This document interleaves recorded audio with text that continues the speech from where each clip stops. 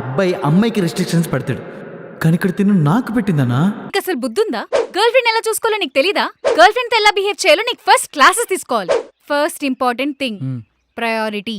ప్రియారిటీయా అంటే?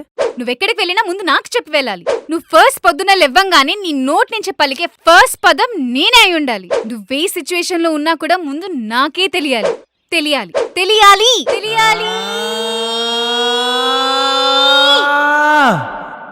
ఈ పిచ్చి కాస్త పరకాష్టికి చేరింది, నాలో సహనం నశించింది, నేను బర్స్ట్ అయ్యాను. ఏనాడైనా ఒక్క క్షణమైన హ్యాపీగా ఉండించావా? ఒక్క క్షణం.